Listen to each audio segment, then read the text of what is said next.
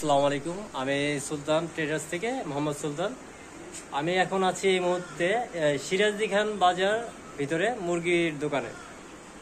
তো এখন আমি এক দোকানদারের কাছে আমি আলাপ করব তার মুরগি ব্যবসা সম্পর্কে। এখন দেশে যেহেতু নতুন দেশ আমাদের এখন 2024-এর, তো এই অবস্থায় তাদের বাজারের নিয়ন্ত্রণের জন্য, বাজারের মুরগির প্রাইস নিয়ন্ত্রণের জন্য তাদের থেকে কিছু কোশ্চেন জিজ্ঞাসা করব, তাদের উত্তর কি আসে সেটাই আমি জানবো।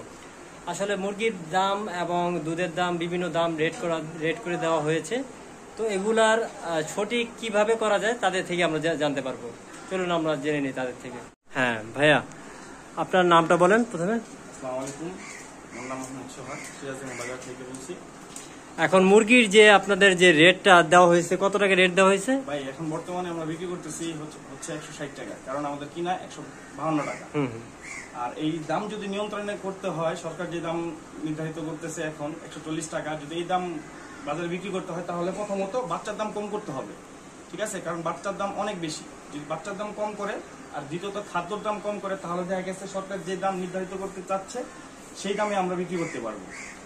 এবং খাবারের যে পরিপূর্ণতা, যেটা মুরগিকে যে খাবারটা দিতে হচ্ছে সেটা নিয়ন্ত্রণ করতে হবে। সেটা প্রথমত বাচ্চার দাম কমাতে হবে, আর দ্বিতীয়ত হচ্ছে যে আমরা মুরগিকে যে খাদ্যটা খাওয়াই, ফার্মে যে খাদ্যটা খাওয়াই, সেটার দাম কম করতে হবে।